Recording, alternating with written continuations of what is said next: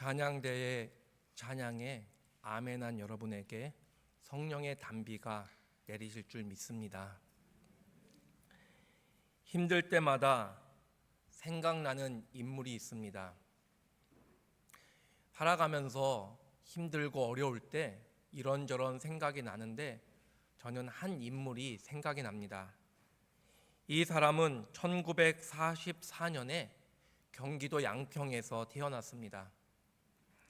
태어나서 13세쯤 됐을 때, 초등학교 한 6학년 때쯤 됐을 때 이분은 아버지를 갑자기 잃게 됩니다. 그리고 이듬해 중학교를 다니다가 친구들과 축구하다가 축구공을 얼굴에 맞습니다.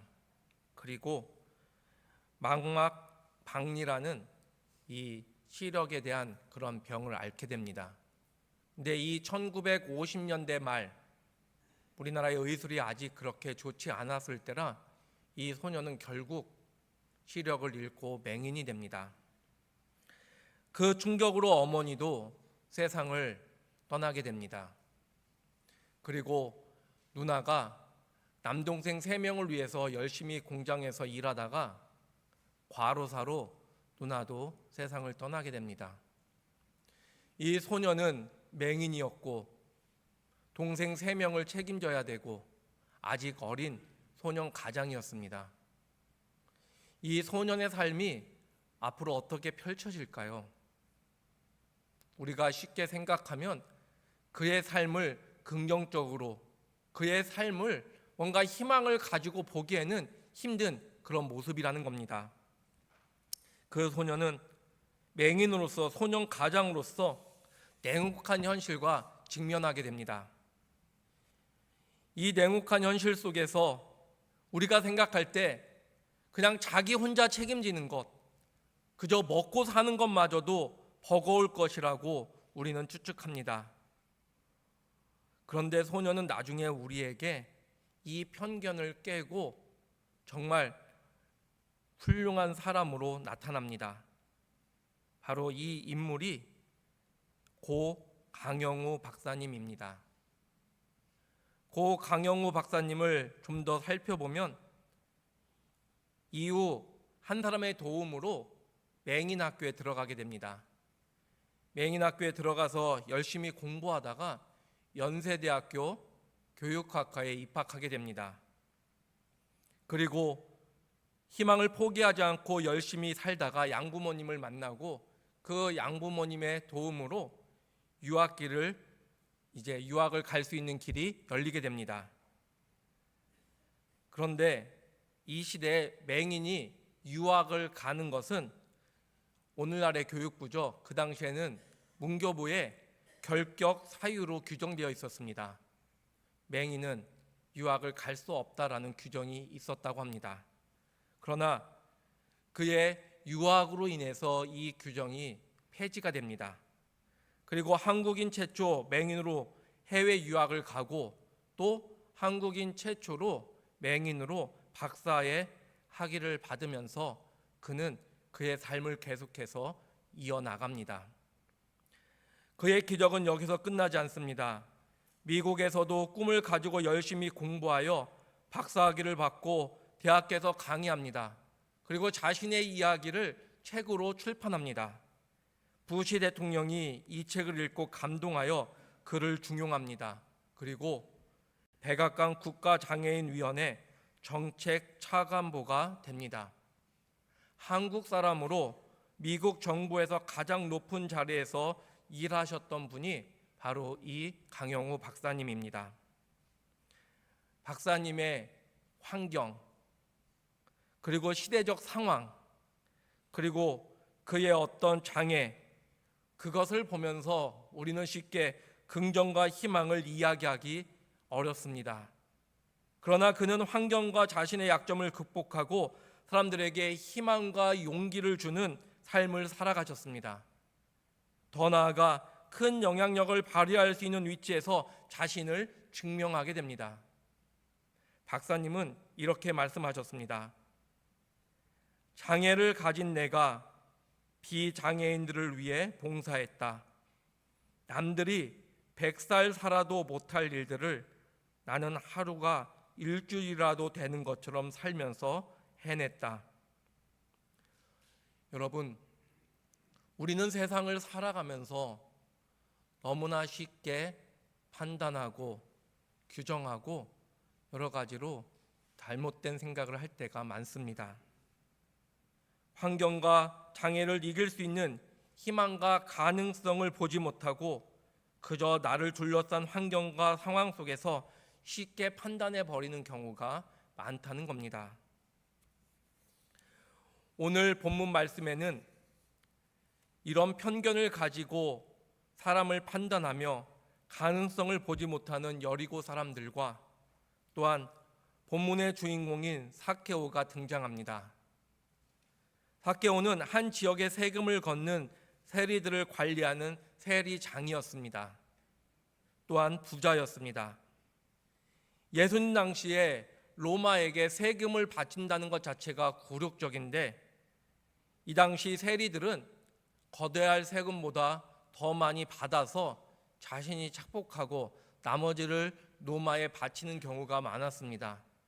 그래서 세리들은 죄인 취급을 받았고 세리장은 이들을 관리하는 자리로 더 많은 사람들에게 멸시의 대상이 되었다는 겁니다.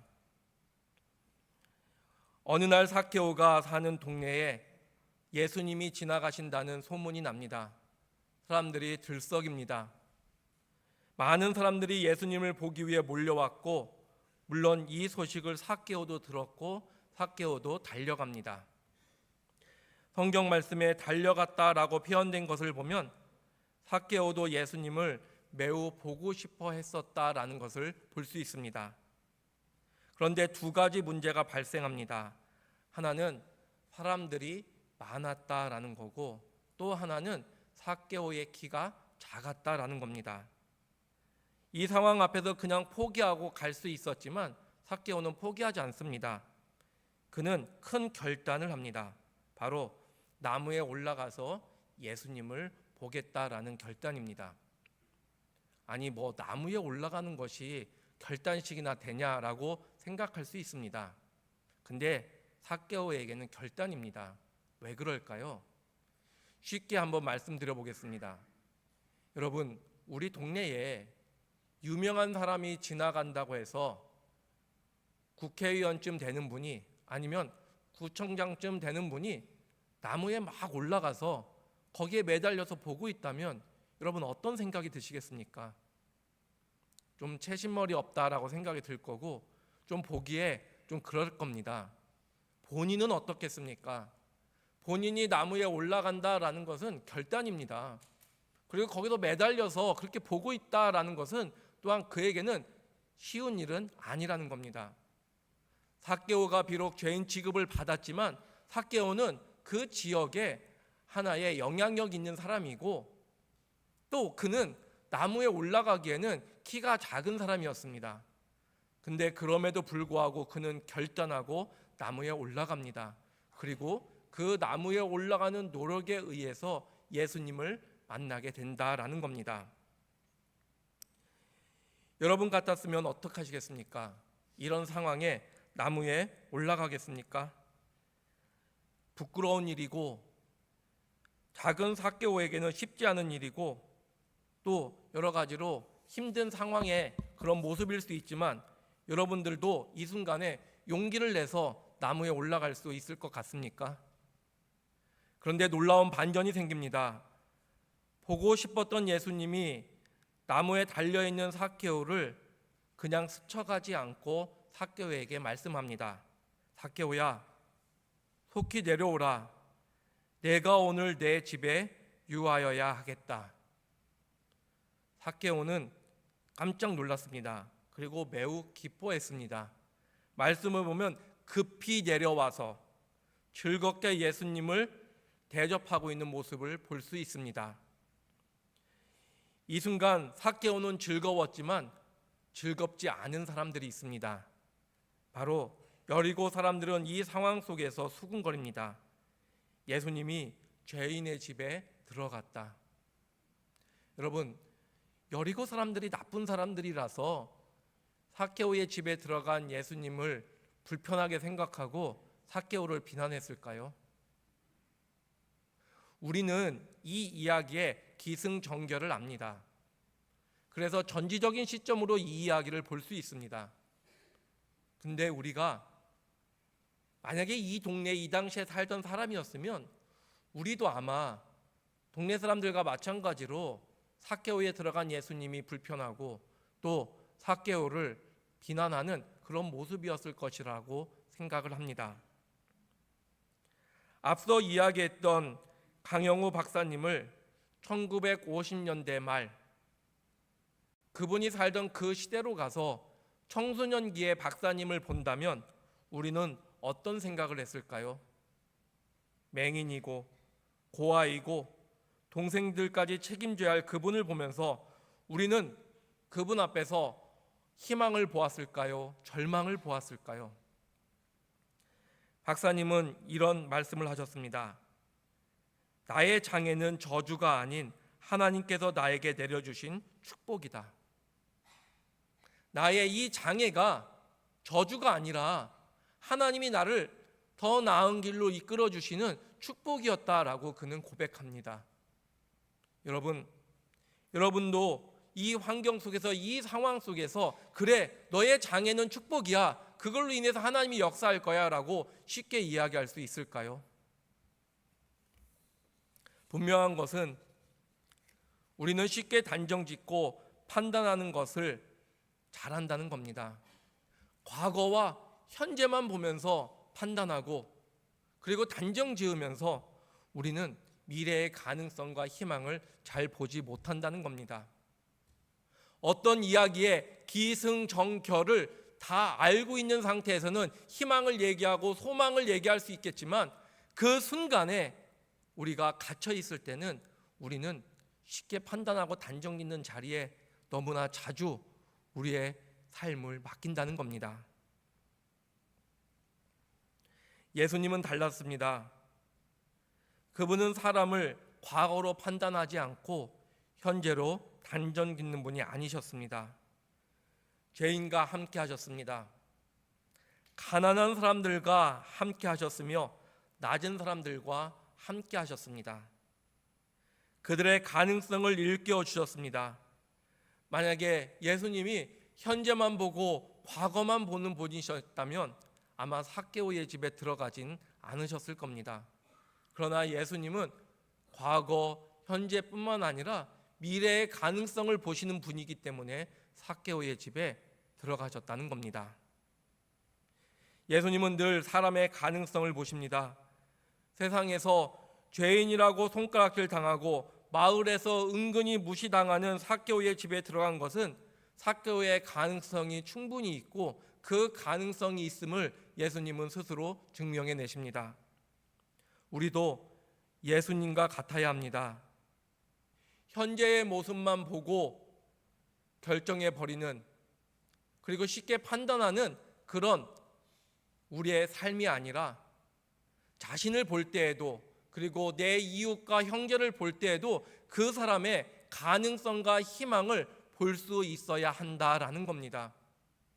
성경 전체에 복음서 전체에 흐르는 예수님의 모습을 보면 예수님은 현재에 갇혀 있지 않고 누구를 대하든지 그 사람의 미래를 보시며 이 순간의 소망과 희망으로 사람을 대하고 있는 모습을 볼 수 있다는 겁니다. 여러분, 가능성을 볼 수 있는 사람은 어떻게 살아갈까요? 꿈과 비전을 세우는 삶, 그리고 꿈과 비전을 위해서 노력하는 삶을 살아갑니다. 근데 참 재미난 것은 이 꿈이라는 것, 이 비전이라는 것이 그것을 세울 당시에 그것이 내 마음속에 이렇게 솟아날 당시에 그 사람의 형편, 그 사람의 사정, 그 사람의 상황은 도저히 그것을 이룰 수 없는 그런 모습이라는 겁니다. 내가 감히 이렇게 할 수 있을까? 내가 감히 저걸 이룰 수 있을까? 내가 감히 저것을 감당할 수 있을까? 그렇지만 그것이 될 수 있고 그것이 가능하다는 믿음으로 한 걸음 한 걸음 나아가는 것, 그것이 바로 꿈과 소망을 이루는 비결이고 그것이 가능성을 가지고 나가는 삶이라는 겁니다.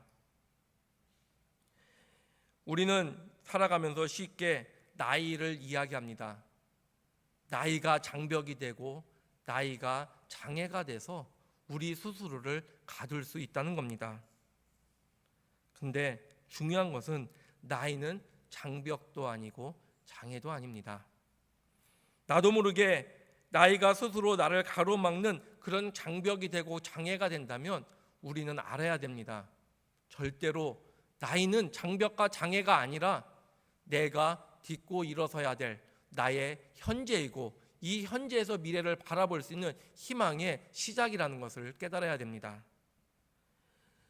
제가 한 20년 전에 학교 교목실에서 2년 동안 사역을 한 적이 있습니다. 교목실이었기 때문에 매일같이 체프를 드리고 그 체프를 관리하는 일을 했었습니다. 체프를 드릴 때마다 유명하신 목사님 또는 사회적으로 큰 영향력을 행사하는 본이 되는 사람들이 와서 말씀을 합니다. 월, 화, 수, 목, 금 5번에 걸친 체플 속에서 여러 명사들이 와서 하는 말씀을 2년 가까이 듣다 보니까 2년 마지막 때쯤 되면서 한 가지 공통점을 발견하게 되었습니다. 그 공통점은 그 사람들 다 꿈이 있었고 소망이 있었고 자기가 원하는 것이 분명히 있었다는 겁니다. 근데 중요한 것은 그들이 그 꿈을 꿀 때, 그 비전을 가질 때, 뭔가 이루고자 할 때 그 순간만큼은 환경도 상황도 그 사람의 능력도 그것을 도저히 이룰 수 없는 그런 모습이었다는 겁니다. 그럼에도 불구하고 한 걸음 한 걸음 나아가고 그럼에도 불구하고 애쓰고 수고할 때 결국에 그 꿈이 그 소망이 이루어지는 모습을 그들은 간증했고 고백했고 증명했습니다.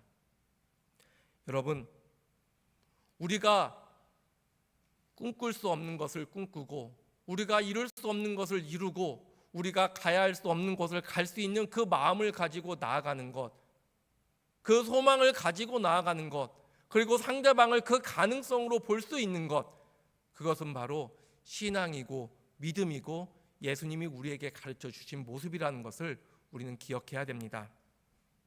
나이, 가정 형편, 환경, 내 상황, 그런 것은 얼핏 보면 큰 장애 같고 장벽 같지만 사실은 하나의 핑계에 불과하다는 겁니다.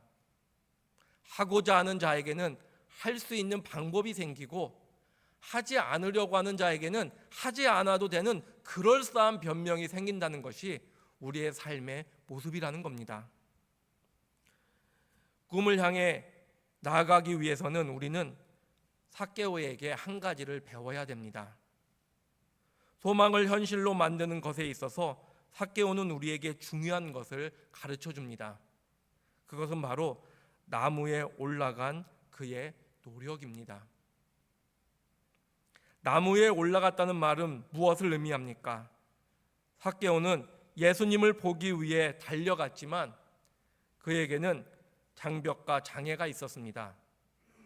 장벽은 외적인 요인으로 그 앞에 사람들이 많았다는 것이고 장애는 내적인 요인으로 그가 키가 작았다는 겁니다. 삭개오는 이 외적인 요인과 내적인 요인이 자신을 가로막고 있음에도 불구하고 방법을 찾고 노력합니다. 포기하지 않고 애씁니다. 그러면서 나무에 올라가는 그런 나름의 결단을 내리게 된다는 겁니다. 게임에 빠져서 정신없이 살다가 대학교에서 제적당하고 그 다음에 사법고시가 곧 없어진다라는 말을 듣고 정신 차려서 사법고시에 합격한 한 인물이 있습니다. 이 사람은 자신의 책을 통해서 이렇게 얘기합니다. 게임이 너무 재밌어서 하루에 12시간 이상씩 게임만 했다고 합니다. 그렇게 게임에 빠져 살다 보니까 어느 순간에 대학교로부터 제적 통보를 받고 또 어느 좀 지나다 보니까 이분이 법학과였는데 사법고시가 곧 없어진다는 말을 듣고 자기는 도저히 로스쿨에 합격할 수도 없고 그 과정을 버텨내면서 공부할 자신이 없어가지고 그때 정신이 번쩍 들었다고 합니다. 그리고 조금 만화 같은 얘기긴 한데 사법고시를 9개월 만에 합격하고 자기의 이야기를 책으로 썼는데 그 책이 몰입의 기술이라는 책입니다. 근데 이 책의 한 문장이 저에게 좀 이렇게 많이 다가와서 그 문장을 소개합니다. 진정으로 우리 삶을 바꿔주고 빛내주는 것은 바로 우리가 쏟는 노력뿐이다. 이것이 진리라고까지는 볼 수 없지만 진정 우리의 삶을 바꿔주고 나를 빛내는 것은 다른 것이 아니라 내가 노력하는 그 노력뿐이다라고 그 사람은 이야기를 합니다. 돌무화과 나무에 올라갔다는 것은 하기 싫은 일, 남에게 부끄럽게 보이는 일, 힘든 일, 그것을 마다하지 않고 삭개오는 노력했다는 겁니다. 예수님을 보기 위해서, 예수님을 만나기 위해서 그는 하기 싫은 일, 부끄러운 일, 그리고 힘든 일을 마다하지 않고 나무에 올라감으로 가능성을 현실로 바꾸는 모습을 우리에게 보여준다는 겁니다. 우리들 앞에는 늘 장애가 있습니다. 인생길에는 나를 가로막는 장벽들이 분명히 있습니다.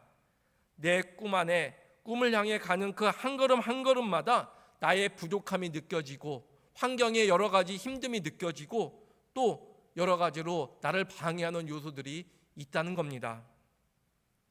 얼마 전에 여러분들도 많이 애청했던 드라마 중에 폭삭 속았수다라는 드라마가 있습니다. 다 보셨습니까? 보신 분도 있고 안 보신 분도 있을 겁니다. 근데 그 폭삭 속았수다라는 이 드라마의 남자 주인공 관식이가 자신의 힘든 삶 가운데 이런 대사를 합니다.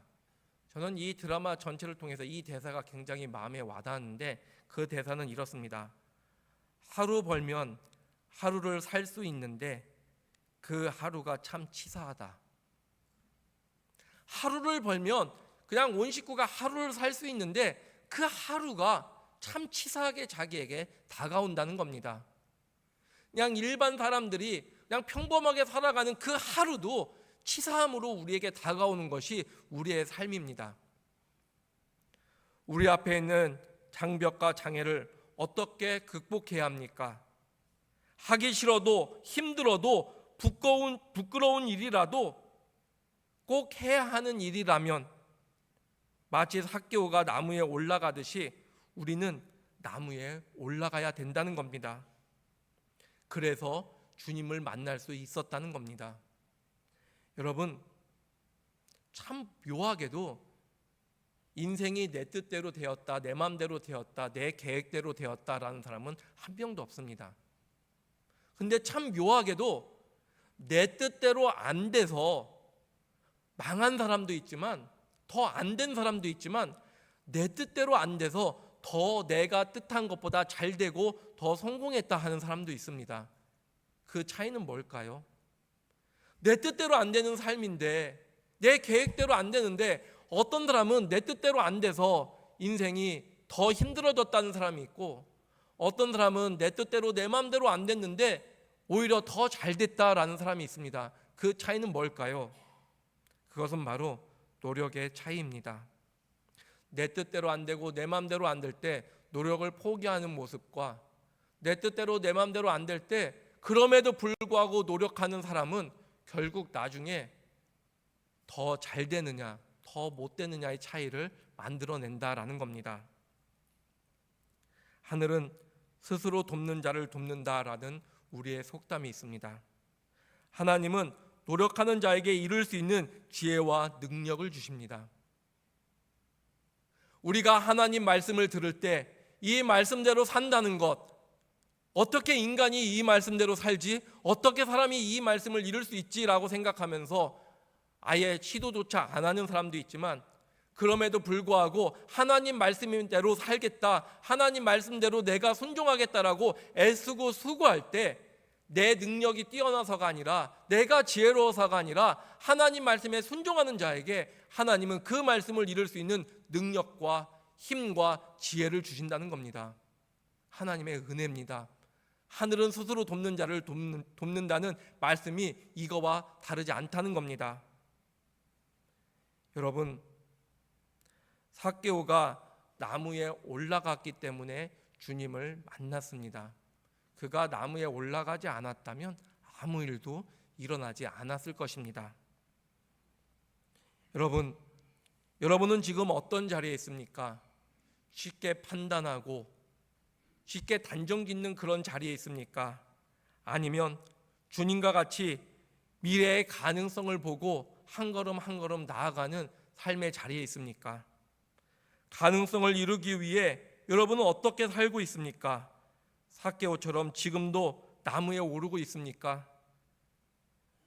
부끄러운 일, 힘든 일, 그리고 여러 가지로 고통스러운 일이 여러분들 앞에 있을지라도 나무에 올라가기 위해서, 주님을 만나기 위해서, 소망과 꿈을 이루기 위해서 노력하고 있습니까? 노력하지 않으면 절대로 아무 일도 일어나지 않는다는 것을 기억해야 됩니다. 그러나 가장 중요한 것이 있습니다. 그것은 바로 오늘 말씀 8절에 보면 삭개오의 고백을 통해서 알 수 있습니다. 삭개오는 이렇게 고백합니다. 주여 보시옵소서, 내 소유의 절반을 가난한 자들에게 주겠사오며 만일 누구의 것을 속여 빼앗은 일이 있으면 내 갑절이나 갚겠나이다. 삭개오는 자신이 가지고 있는 재산의 반을 가난한 자들에게 주겠다고 합니다. 그리고 또한 부당한 방법, 토색이죠. 부당한 방법을 써서 누군가 것을 빼앗았다면 그 빼앗은 것의 4배로 갚아서 주겠다라고 그는 이야기합니다. 여러분, 왜 이 말씀, 이 고백이 중요할까요? 그것은 바로 그의 삶이 물질 중심의 삶, 자기 중심의 삶에서 하나님 중심의 삶, 그리고 하나님을 우선으로 하는 삶으로 그가 바뀌었기 때문입니다. 삭개오의 성공은 주님을 만나고 영접하는 것에 있은 것이 아니라 주님을 만남으로 인해서 물질 중심의, 자기 중심의 삶에서 하나님 중심의, 그리고 말씀을 순종하는 삶으로 변화된 것에 그의 인생의 성공과 그의 인생의 의미가 있다는 겁니다. 여러분, 노력하시죠. 수고하시죠. 애쓰죠. 내가 원하는 것을 이루기 위해서, 내가 바라는 것을 위해서 애쓰고 수고하고 노력하죠. 안 하겠습니까? 그러나 정말 중요한 것이 있습니다. 그건 뭐냐면 내가 주님을 만나기 위해서 애쓰고 수고하고 있느냐는 겁니다. 돈 벌기 위해서가 아니라, 유명해지기 위해서가 아니라, 내가 내 잘남을 드러내기 위해서가 아니라, 내 중심의 삶을 위해서 아니라, 진짜 신앙을 위해서, 진짜 믿음을 위해서, 내가 정말 주님을 만나기 위해서, 말씀에 순종하기 위해서, 주님의 영광을 위해서 내가 노력하고 있고 수고하고 있는지 내 자신의 모습을 볼 수 있어야 된다는 겁니다. 삭개오 이야기의 핵심은 그가 주님을 만남으로 인해서 삶의 중심이 바뀌었다는 겁니다. 여러분의 삶이 사회에서, 세상에서 수고하고 애쓰고 노력하는 거 중요하지만 더 중요한 주님을 만나기 위해서, 주님을 가까이 하기 위해서, 주님의 말씀에 순종하기 위해서, 주님의 뜻을 이루기 위해서 힘들어도, 부끄러워도, 여러 가지로 불편해도 노력하고 애쓰고 수고하는 저와 여러분이 되시길 간절히 소망합니다. 이것이 이루어질 때 그 인생이 진정한 인생이고 그 믿음이 참된 믿음을 알고 저와 여러분이 삭개오와 같은 본질적 변화가 있기를 주님의 이름으로 간절히 축원합니다.